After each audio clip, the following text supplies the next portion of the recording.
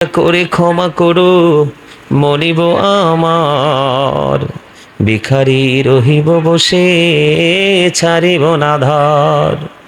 কহিবার নাহি কিছু আমি গুনাহগার, সব কিছু মেনে নেব পরোয়ার দিগার।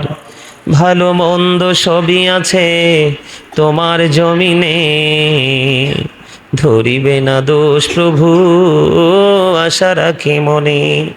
ছোট বড় সব কাজে করো মেহেরবানি, তুমি তাসবি তুমি হাসবি তুমি রব্বানি। দূর আরবের স্বপ্ন দেখি বাংলার কুটির হতে,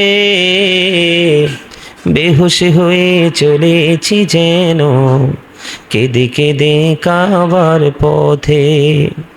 ইয়া এলাহি বলো সে কবে আমার স্বপ্ন সফল হবে।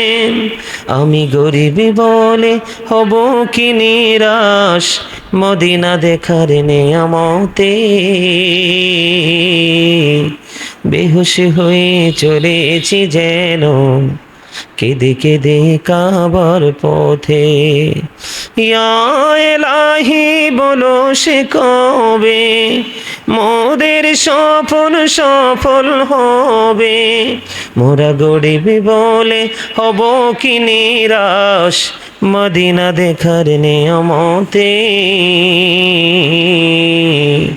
বেহুশ হয়ে চলেছি যেন কেঁদে কেঁদে কাবার পথে। স্বপ্নে শুনিনি তুই রাতে যেন কাবার মিনার থেকে কাঁদছে বেলাল ঘুমন্ত সব মুসলিমেরে ডেকে ডেকে। বেহুশ হয়ে চলেছি যেন কেঁদে কেঁদে কাবার পথে। আখিরি সার সোমবার, যারা আখিরি নবীর উম্মত রসুল প্রেমিক তাদের কাছে অত্যন্ত গুরুত্বপূর্ণ প্রেমময় একটা দিন আজকে। এই দিনে কিন্তু আমাদের দেশে আজকে কিন্তু সরকারি ছুটিও কিন্তু চলতেছে। আজকে স্কুল কলেজ ইউনিভার্সিটি সব কিছুকে আজকের দিনে ছুটি দেওয়া হয়েছে। অত্যন্ত গুরুত্বপূর্ণ দিন এই দিনে। আজকে আমরা আখির সার সোমবার হিসাবে আজকে আমরা এই নোরানি ইমানি ইরফানি প্রোগ্রামের আয়োজন করেছি। আল্লাহ আমাদেরকে সে তৌফিক দিয়েছেন, সে শুকরিয়া তান বলনা আমিন। আজকে একটা কথা না বললে সাম্প্রতিক সময়ে যেই বিষয়গুলো আমাদের চোখের সামনে আসছে, বিশেষ করে ইসলাম এমন একটা জিনিস, একটা মানুষের যদি ঈমান না থাকে তাহলে তার মধ্যে ইসলাম থাকে না। ইসলামের খুঁটি কয়টা? পাঁচটা। কয়টা? ইসলামের খুঁটি কয়টা? 5 pillars অফ ইসলাম। ইসলামের খুঁটি কয়টা? পাঁচটা। হাত তুলে দেখান কয়টা?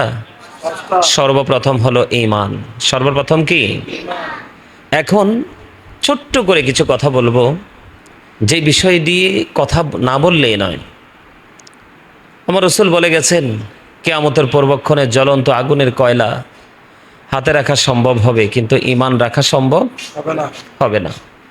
আমার কাছে মনে হয় আমরা সেই জামানায় চলে এসেছি।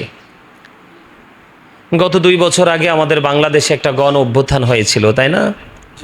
কথা বলে না? গণ অভ্যুত্থান হয়েছিল না? অনেক স্টুডেন্ট মারা গেছে, অনেক মানুষ মারা গেছে, এটা সত্য, এটা অস্বীকার করার কেউ নেই। কিন্তু এদেরকে আসলে সত্যিকার অর্থে কে মেরেছে আমরা কেউই জানি না সত্যিকার অর্থে, কারণ না জেনে কিন্তু কোনো কমেন্টস করা যায় না। আমি সেদিকে যাইতে চাই না। সেদিকে যাওয়ার কারণ হলো, আমি গত পরশু দিনে একটা ভিডিও দেখলাম। গত পরশু দিন একজন সুপরিচিত একজন আলেম, তাকে নাম বলে সবাই চিনে, আমি তার নামটা নিতে চাই না, কারণ ওই বক্তব্য শোনার পরে, যদিও আমরা জানি পাপকে ঘৃণা করো পাপীকে নয়, কিন্তু যেই মানুষগুলো এই পাপটা করেছে, অন্যায়টা করেছে, তারা বরাবরই করে যাচ্ছে, তাদের লজ্জা শরম বলতে কিছুই নেই। এটাকে আপনারা একমত? তাদের লজ্জা শরম বলতে কিছুই নেই। মনে রাখতে হবে, যার লজ্জা নাই, যার শরম নাই, তার ঈমানও নেই। তো কেন বললাম? আমি শুনতেছি বলতেছে সে 5ই আগস্টে যে ওই জুলাই যে অভ্যুত্থান হয়েছিল, ওই সময় যে মানুষগুলো মারা গেছে, পৃথিবী থেকে বিদায় হয়ে গেছে, এই মানুষগুলো নাকি সাহাবীদের মতো। ওমা নাউজুবিল্লাহ বলে না কেন? উহুদের ময়দানে যারা শাহাদাত বরণ করেছে ওই শহীদদের মতো। নাউজুবিল্লাহ। এই কথা কি বিশ্বাস করা যাবে? তারা কিন্তু চেতনা বিক্রি করছে শুধু দুনিয়ার জন্য। দুনিয়া তো বেশি দিনের নয়, দুনিয়া বড় নেয়ামত নয়। অমাল হায়াতুদ দুনিয়া ইল্লা মাতাউল গুরুর, সূরা আলে ইমরান 185 নম্বর আয়াতের একেবারে শেষ অংশে আছে না সাহেব? কে বলেছেন? আল্লাহ বলেছেন দুনিয়া একটা ধোঁকা, একটা প্রতারণা ছাড়া কিছুই নয়। আমার কাছে অত্যন্ত লজ্জা লাগে, অত্যন্ত লজ্জাবোধ করি, অত্যন্ত লজ্জিত হই তখনই যখন দেখি আমাদের মতো মসজিদের ইমাম সাহেবরা, আলোচকরা, তাদের মধ্যে কিন্তু এলেম আছে, কিন্তু তাদের এলেমটা সিনায় নাই, জবানে আছে। জিব্বার হুলকুমের কি ভিতরে যায় না, এটা বাহিরেই থেকে যায়। কথা বুঝতে পেরেছেন তো? এরা সাহাবীদের সাথে তুলনা করেছে। নাউজুবিল্লাহ। সাহাবীরা তো সস্তা জিনিস।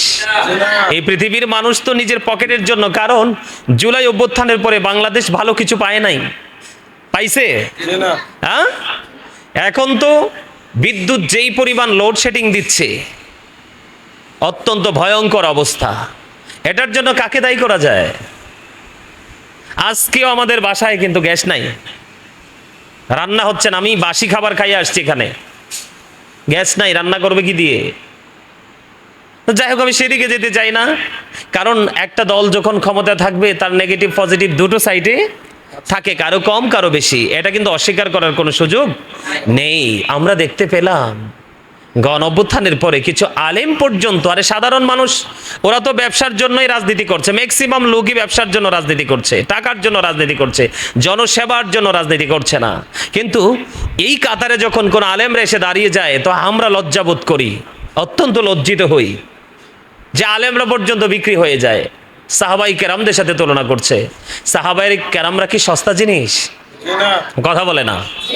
আল্লাহ রাসূল কি বলেছেন? ক্বালা মান সাব্বা নাবিয়্যা ফাকতুলহু ওয়া মান সাব্বা সাহাবী ফাদরিবহু। আল্লাহ রাসূল বলেছেন, রাসূলকে গালি দিলে উম্মত তোমরা তাকে হত্যা করে ফেলো। কি করে ফেলো? কতল করে ফেলো। কারণ রাসূলকে পৃথিবীর সাথে বিন্দু পরিমাণ তুলনা করাই এটা কুফরি। কুফরি যারা করে তারা কাফের হয়ে যায়। কথা বলে না কেন?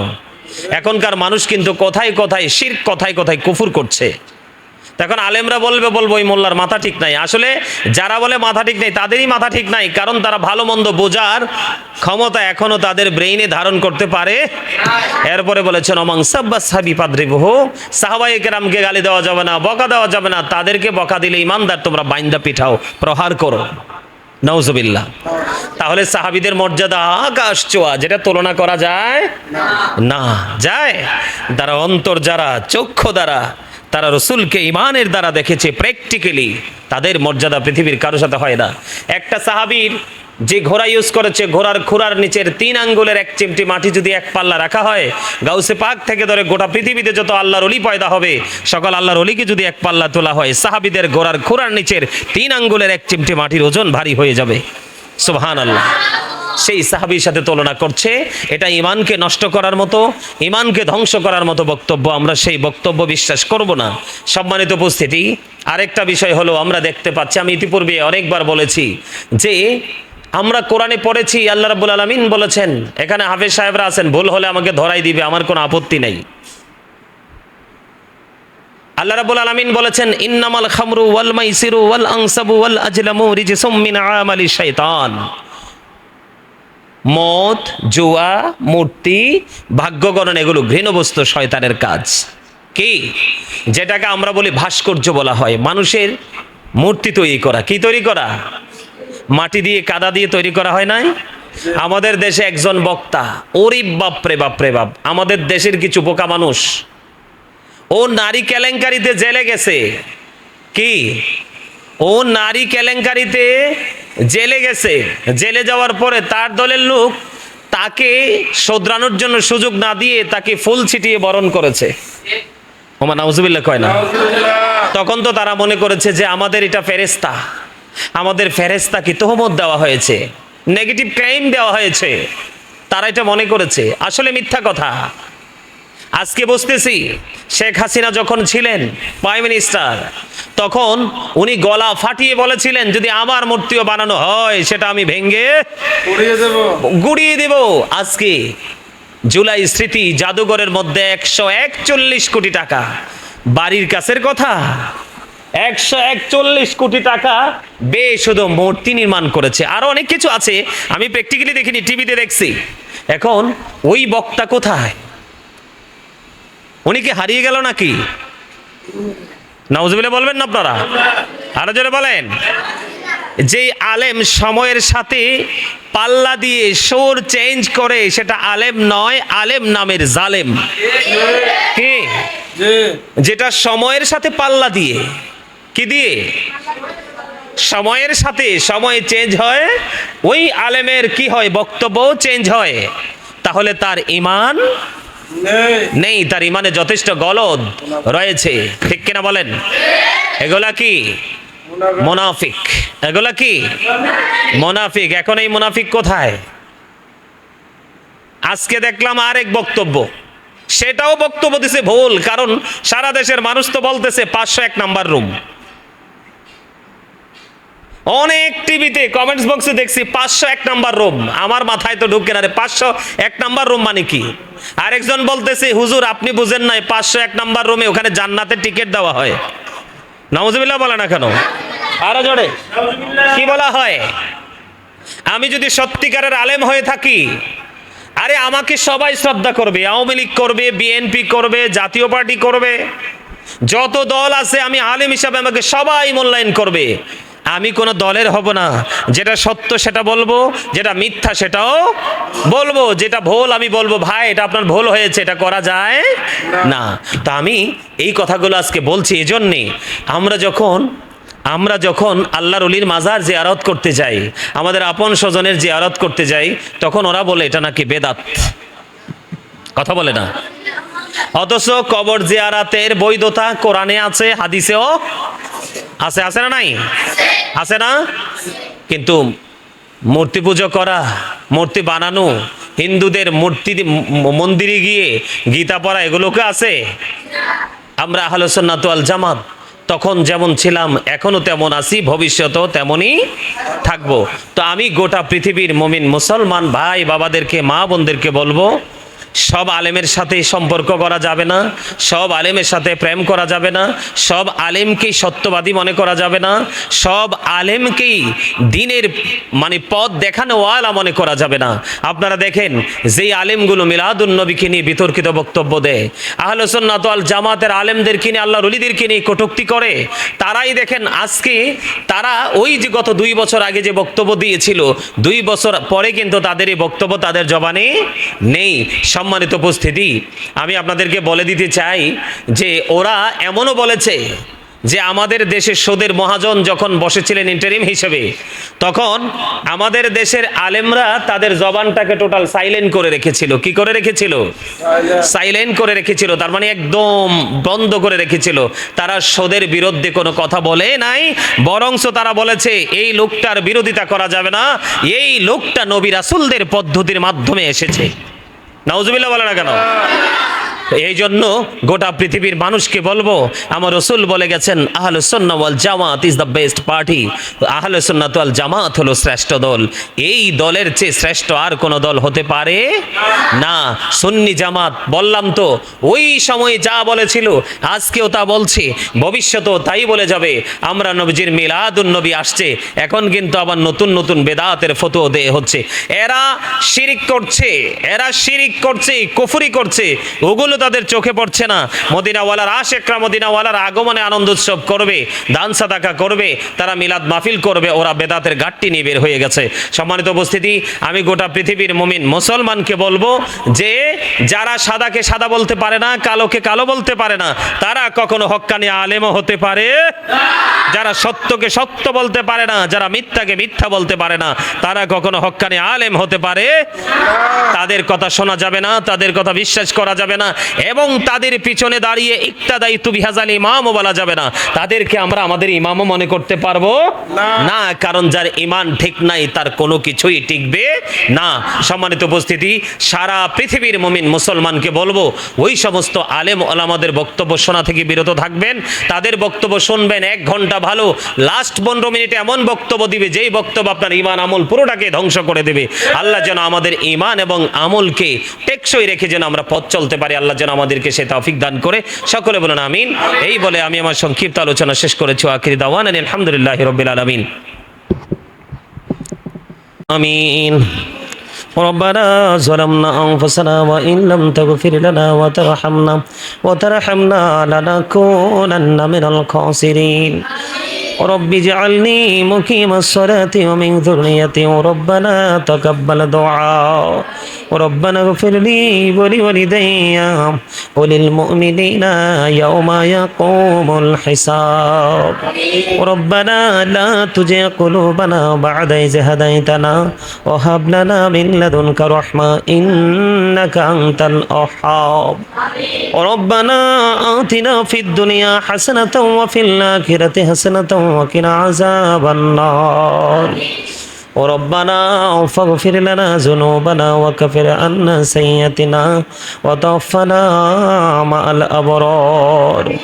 إلهي تؤتبي بولاد وهي ما मरीजो दुर्द दिल आशिकी कमर जिको फितरी है दीदारो है. इलाही बहकी बोनी फातिमा किबर कौली ईमान को नाम व खातिमा. اللهم وارزقنا زيارة النبي اللهم وارزقنا شفاعة النبي يا رب العالمين. ইয়া পাক পরওয়ারদিগার, আজকে আখিরি সাত সম্ভব উপলক্ষে ইয়া রাব্বুল আলামিন আজকের নূরানি ইমানের ফানি জলসা সাজানো হয়েছে। আল্লাহ মেহমানদেরকে নিয়ে, শিক্ষকদেরকে নিয়ে, আমাদের মাদ্রাসা স্টুডেন্টদেরকে নিয়ে আল্লাহ তোমার শাহী দরবারে দোকানে হাত তুলেছি। মেহেরবানি করে আমাদের হাত তুমি কবুল মঞ্জুর করে নাও ইয়া রাব্বুল আলামিন। এতক্ষণ পর্যন্ত যা কিছু পড়েছি সকল ত্রুটিগুলো ক্ষমা করে দিয়ে হাদিয়া লক্ষ কোটি কোটি গুণে বাড়াইয়া প্রাণের নবীজির নূরানি কদম মোবারকে শুধু সোনার মদিনায় হাদিয়া পৌঁছায় দাও আল্লাহ। জান্নাতুল বাকি, জান্নাতুল আল্লাহ হাদিয়া তুমি পৌঁছা দাও আল্লাহ। সাহাবায়ে কেরাম থেকে ধরে অদ্য পর্যন্ত আমাদের যার যার প্রাণ মুর্শিদের কদমে হাদিয়া তুমি পৌঁছা দাও ইয়া রাব্বুল আলামিন। বিশেষ করে আজকে জামালপুর থেকে আমার এক পাগল ভক্ত আল্লাহ, ওনার সন্তানদের জন্য, নাতি নাতকুরের জন্য আল্লাহ, ওনার প্রিয়জন যারা কবরে চলে গেছে তাদের জন্য দোয়া চেয়েছে। বিশেষ করে আল্লাহ ওনার আপন স্বজনের কবরে হাদিয়াটুকু তুমি পৌঁছা দাও ইয়া রাব্বুল আলামিন। আল্লাহ ওনার আপন স্বজনের কবর আযাব কিয়ামত পর্যন্ত তুমি বন্ধ করে দাও। দুনিয়ায় যারা বেঁচে আছে নেক হায়াত তুমি বাড়িয়ে দাও। ওগো মালিক, ওনার ছোট সন্তানটা অসুস্থ, দোয়া চেয়েছে আল্লাহ। বিশেষ করে ওনার সন্তানটাকে পরিপূর্ণ সুস্থতা দান করে দাও। ওনার মনে যত আশা সব আশা তুমি পুরা করে দাও আল্লাহ। ওনার ইনকামের মধ্যে তুমি বরকত দিয়ে দাও। আসমানে বলা আসমানে, জমিনে বলা জমিনে, হাওয়ায় বলা হাওয়ার সাথে তুমি মিশিয়ে দাও ইয়া রাব্বুল আলামিন। ওনাকে তোমার প্রিয় বান্দা বান্দীদের অন্তর্ভুক্ত তুমি করে নাও। ওনার পরিবারকে তোমার কুদরতে তুলে দিলাম। জামিন তুমি আল্লাহ নিজে হয়ে যাও। ও মালিক ইয়া রাব্বুল আলামিন, আমেরিকা থেকে খালামণি আমার সাথে যুক্ত হয়েছে আল্লাহ, ওনাকে তুমি কবুল মঞ্জুর করে নাও। আজকের বরকতময় দিন ইয়া রাব্বুল আলামিন, মুমিনের ঈদের দিন, রাসূল প্রেমিকদের উল্লাসের দিন আল্লাহ গো। সত্যিকারের নবী প্রেমিক যারা আল্লাহ, তাদের ভাষায়, তাদের মসজিদে, তাদের পাড়ায়, তাদের মহল্লায় আল্লাহ গো আজকে দোয়া মিলাদ মাহফিলের আয়োজন করেছে, করবে আল্লাহ। ইয়া রাব্বুল আলামিন, বরকতময় দিনে আল্লাহ ওনাকে তুমি কবুল মঞ্জুর করে নাও। ওনার জীবনের গুনাহগুলি তুমি মাফ করে দাও আল্লাহ। ওনার বাবা কবরে, মা দুনিয়ায় বেঁচে আছে, শ্বশুর কবরে, শাশুড়ি দুনিয়ায় বেঁচে আছে আল্লাহ। ওনার স্বামী সন্তানেরা আল্লাহ সবাইকে তুমি কবুল মঞ্জুর করে নাও। যে যেখানে গিয়েছে সেখান থেকে সুন্দরভাবে গন্তব্যে ফিরে আসার তৌফিক তুমি দান করে দাও আল্লাহ গো। ওনার মায়ের বংশ, বাবার বংশ, শ্বশুর শাশুড়ির বংশের মধ্যে যারা দুনিয়া থেকে চলে গেছে, আল্লাহ মেহেরবানি করে প্রত্যেকের কবর আযাব কিয়ামত পর্যন্ত তুমি বন্ধ করে দাও। ওগো মালিক, ওনার শারীরিক মানসিক সুস্থতা তুমি দান করে দাও। আল্লাহ সুন্নিয়তের জন্য জীবন ভর ওই মা খাদিজার মতো যেন বেশি বেশি করে জান মাল উৎসর্গ করতে পারে, সেই তৌফিক তুমি দান করে দাও। আবেদা সালেহা তাহেরাদের অন্তর্ভুক্ত তুমি করে নাও। ওগো মালিক, আমার একজন মা, তিনি লন্ডনে পৃথিবী থেকে বিদায় হয়েছে। আল্লাহ বড় সন্তানের মতো শ্রদ্ধা এবং ভালোবাসতেন। আল্লাহ উনি চলে গেলেন, ওনার কবর তুমি জান্নাতের টুকরা করে দাও, ওনার স্বামীর কবর তুমি জান্নাতের টুকরা করে দাও। আল্লাহ সকাল টু সন্ধ্যা নবীজির দিদার তুমি দান করে দাও, নসিব করে দাও। মালিক মালিক সব সময় বলতেন, আমার 4টা ছেলে আছে, একটাকেও আমার মনে হয় হাসরে পাবো না। আল্লাহ গো, আমাকে এত বেশি ভালোবাসতেন, মনে হতো হাসরে ওনার বন্ধু হয়ে যাব। মালিক আল্লাহ, ওনার এই আশা, ওনার এই প্রত্যাশা তুমি পুরোপুরি কবুল ও মঞ্জুর করে নাও। আল্লাহ গো, এমনি করে করে গোটা বাংলাদেশে, দেশে এবং বিদেশে অসংখ্য ভালোবাসার মানুষ, ভক্ত আল্লাহ পৃথিবী চলে গেছে, প্রত্যেকের কবরে হাদিয়া পৌঁছায় দাও। আল্লাহ, আমার দাদা দাদি, নানা নানি, শ্বশুর শাশুড়ি সবার কবর আযাব তুমি বন্ধ করে দাও। ছোট ভাই মরহুম রবিউল আউয়াল চলে গেছে, তার কবর আযাব তুমি বন্ধ করে দাও। ইয়া রাব্বিল আলামিন, আমার একটা বোন আল্লাহ লন্ডন থেকে সুবর্ণা খানম দোয়া চেয়েছে। আল্লাহ, ওনার সন্তান বড় বিপদে পড়েছে, জাবেদ। আল্লাহ, জাবেদের সমস্যার সমাধান তুমি করে দাও। আল্লাহ, তাকে তুমি হেদায়াত তুমি নসিব করে দাও। ইয়া রাব্বাল আলামিন, আল্লাহ নওশিন এবং নিশা দুজনকে তুমি কবুল ও মঞ্জুর করে নাও। আল্লাহ, তাদের পরিবারটাকে তোমার কুদরতে তুলে দিলাম, জামিন তুমি আল্লাহ নিজে হয়ে যাও। ওগো মালিক, ইতালি থেকে গতকালকে রাকিব দোয়া চেয়েছে। আল্লাহ, কয়দিন আগে তার দাদু চলে গেছে গো মালিক, তার দাদির কবরটাকে জান্নাতের টুকরা করে দাও। আল্লাহ, বহু বছর চেষ্টা করছি, ইতালির জমিনে কোনো সুযোগ করতে পারছে না, মেহেরবানি করে তার মনের আশা তুমি পুরো করে দাও। কুদরতি হাতে তুলে দিলাম, জামিন তুমি হয়ে যাও। আল্লাহ, লন্ডন থেকে আমার আরেকজন মা, আল্লাহ আগামী মাসেই তিনি বাংলাদেশে কদম দিবে, দোয়া চেয়েছে। আল্লাহ, উনি অসুস্থ, তার শরীরটাকে তুমি সুস্থ করে দাও।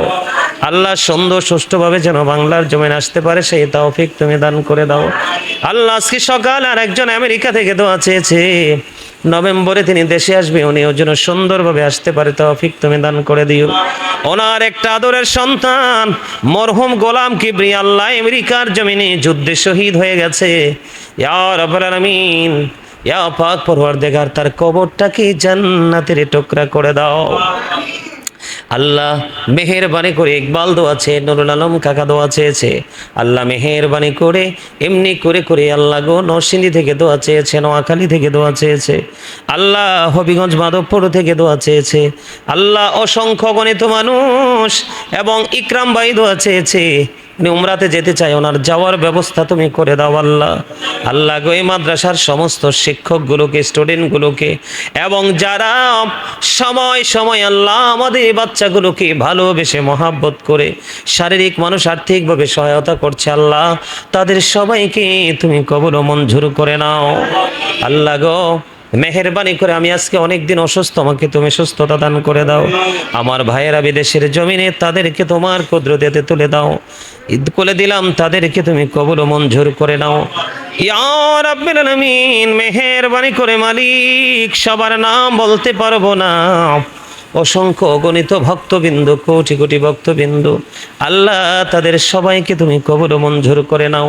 যে যেখানে আছে সেখান থেকে যেন ঈমান আমলকে পরিপূর্ণ করে ধরতে পারে, তৌফিক দান করে দাও। আসছে সামনে মিলাদুন নবী, আমরা যেন মিলাদুন নবী প্রাণ উজাড় করে উৎসর্গ করতে পারি, আল্লাহ সে তৌফিক তুমি তৌফিক তুমি আমাদেরকে দান করে দাও। ইয়া রাব্বিল আলামিন, এই মিলাদুন নবী, আমার নবীর দুনিয়ায় নূরানি শুভ আগমন বিলাদত মোবারককে কেন্দ্র করে আমরা যেন প্রাণ উজাড় করে আল্লাহ আনন্দ উৎসব করতে পারি, সেই তৌফিক তুমি দান করে দাও। আল্লাহ, মেহেরবানি করে আজকের দোয়ার খবর সোনার মদিনায় তুমি পৌঁছায়া দাও।